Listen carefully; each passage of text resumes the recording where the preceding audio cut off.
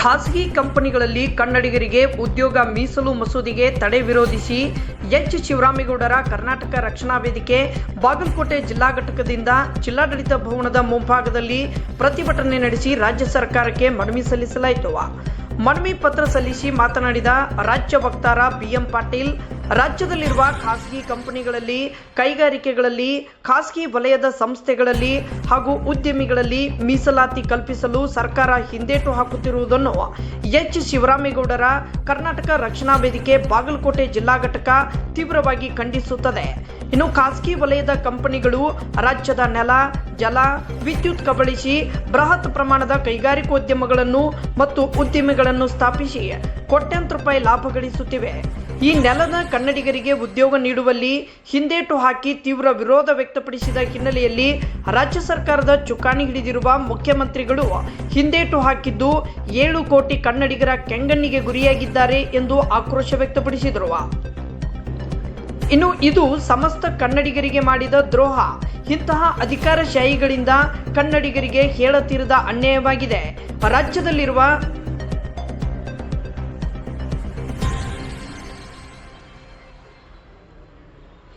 ಖಾಸಗಿ ವಲಯದ ಸಂಸ್ಥೆಗಳು, ಕೈಗಾರಿಕೆಗಳು ಹಾಗೂ ಉದ್ಯಮಿಗಳಲ್ಲಿ ಶೇಕಡಾವಾರು 80ರಷ್ಟು ಕಾರ್ಮಿಕರು ಅನ್ಯ ರಾಜ್ಯದವರೇ ಇದ್ದಾರೆ. ಕನ್ನಡಿಗರಿಗೆ ಪ್ರತಿ ಹಂತದಲ್ಲಿಯೂ ಅನ್ಯಾಯವಾಗುತ್ತಿದೆ. ಇಂತಹ ಅನ್ಯಾಯ ಸರಿಪಡಿಸಲು ನಮ್ಮನ್ನಾಳುವ ಸರ್ಕಾರಗಳು ಮುಂದಾಗಬೇಕು.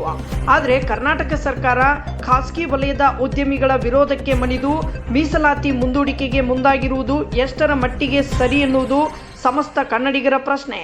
ಇಂತಹ ಆಡಳಿತಾರೂಢ ಸರ್ಕಾರಗಳು ಸಮಸ್ತ ಕನ್ನಡಿಗರಿಗೆ ಬೇಕಾಗಿಲ್ಲ ಎಂದು ಕರವೇ ರಾಜ್ಯ ವಕ್ತಾರ BM ಪಾಟೀಲ್ ಕಿಡಿಕಾರಿದರು. IT-BT ಕಂಪನಿಗಳಿಗೆ ರಾಜ್ಯ ತೊರೆಯಲು ಹೇಳಿ ಯಾವ ರಾಜ್ಯಕ್ಕಾದರೂ ಹೋಗಿ ಬದುಕಲಿ. ಕನ್ನಡಿಗರ ಬದುಕನ್ನೇ ಕಸಿದುಕೊಳ್ಳುವಂಥ ಉದ್ದಿಮೆಗಳು, ಉದ್ದಿಮೆದಾರರು ಕನ್ನಡಿಗರಿಗೆ ಕರ್ನಾಟಕದ ನೆಲಕ್ಕೆ ಅವಶ್ಯಕತೆ ಇಲ್ಲ ಎಂದು ಈ ಸಂದರ್ಭದಲ್ಲಿ ಸಮಸ್ತ ಕನ್ನಡಿಗರ ಪರವಾಗಿ ಎಚ್ ಶಿವರಾಮೇಗೌಡರ ಕರವೇ ಒತ್ತಾಯಿಸುತ್ತದೆ ಎಂದರು. ಸಮಸ್ತ 7 ಕೋಟಿ ಕನ್ನಡಿಗರ ಕೆಂಗಣ್ಣಿಗೆ ಗುರಿಯಾಗಿರುವ ಸರ್ಕಾರ ಹಾಗೂ ಮುಖ್ಯಮಂತ್ರಿಗಳು ಕೂಡಲೇ ಕನ್ನಡಿಗರ ಉದ್ಯೋಗ ಮೀಸಲು ಮಸೂದೆ ಮಂಡನೆಗೆ ಮುಂದಾಗಬೇಕು ಎಂದು ಬಾಗಲಕೋಟೆ ಜಿಲ್ಲಾ ಘಟಕದಿಂದ ಬಾಗಲಕೋಟೆ ಜಿಲ್ಲಾ ಕೇಂದ್ರ ಸ್ಥಾನದಲ್ಲಿ ಪ್ರತಿಭಟಿಸುವ ಮೂಲಕ ಮಾನ್ಯ ಜಿಲ್ಲಾಧಿಕಾರಿಗಳು ಬಾಗಲಕೋಟೆಯವರ ಮೂಲಕ ರಾಜ್ಯ ಸರ್ಕಾರಕ್ಕೆ ಅಪರ ಜಿಲ್ಲಾಧಿಕಾರಿ ಮುಖಾಂತರ ಮನವಿ ಸಲ್ಲಿಸಿದರು. ಪ್ರತಿಭಟನೆಯಲ್ಲಿ ಜಿಲ್ಲಾ ಯುವ ಘಟಕದ ಅಧ್ಯಕ್ಷ ರಾಘು ರಾಠೋಡ್, ಜಿಲ್ಲಾ ಉಪಾಧ್ಯಕ್ಷ ಶಂಕರ್ ಮುತ್ತಲಗೇರಿ, ಜಿಲ್ಲಾ ಸಂಚಾಲಕ ನವೀನ್ ಕಪಾಲಿ, ಜಿಲ್ಲಾ ಸಹ ಕಾರ್ಯದರ್ಶಿ ಸಂತೋಷ್ ಚಿನಿವಾಲ್, ಶರಣು ಗಾಣಿಗೇರ್, ಗಣೇಶ್ ಬಡಿಗೇರ್, ಆಶಿಫ್ ಭಗವಾನ್, ಸಂಜು ಕೋಲ್ಕಾರ್ ಸೇರಿದಂತೆ ಇನ್ನಿತರ ಕರವೇ ಕಾರ್ಯಕರ್ತರು ಭಾಗವಹಿಸಿದ್ದರು.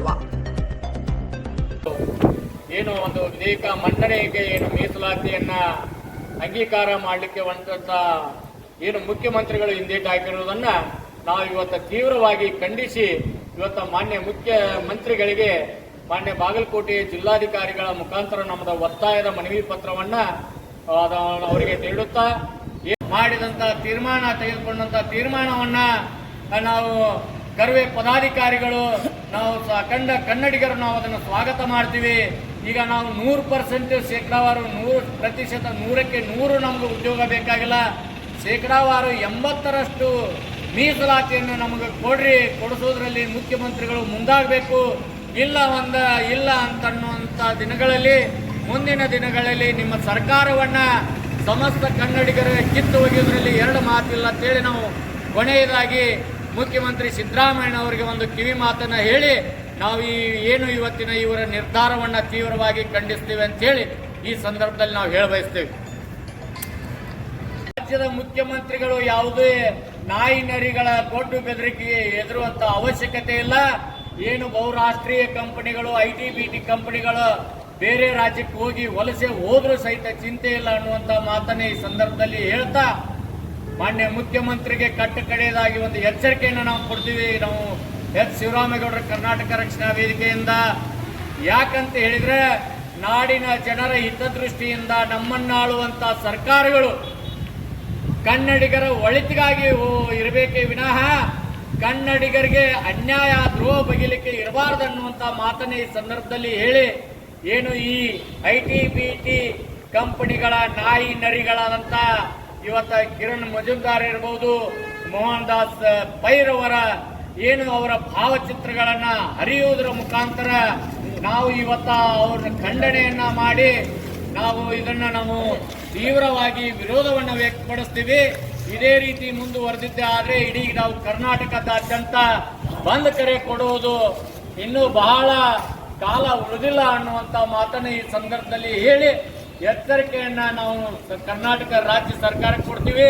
ಮಾನ್ಯ ಮುಖ್ಯಮಂತ್ರಿಗಳೇ, ಮತ್ತೆ ನೀವು ಮುಖ್ಯಮಂತ್ರಿ ಗದ್ದಿಗೆಯಲ್ಲಿ ಕೂಡಬೇಕಾತಂದ್ರ ಈಗ ಮೊನ್ನೆ ಹಲವಾರು ದಿನಗಳಿಂದ ಶೇಕಡಾವಾರು 60ರಷ್ಟು ಕನ್ನಡ ನಾಮಫಲಕಗಳು ಬರಲಿ.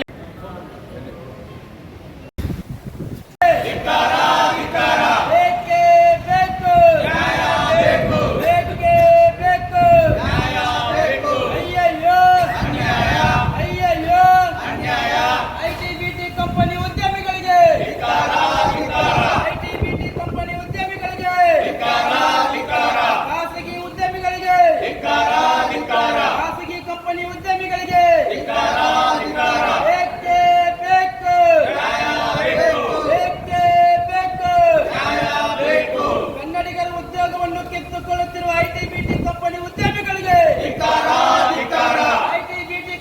ಉದ್ಯಮಿಗಳಿಗೆ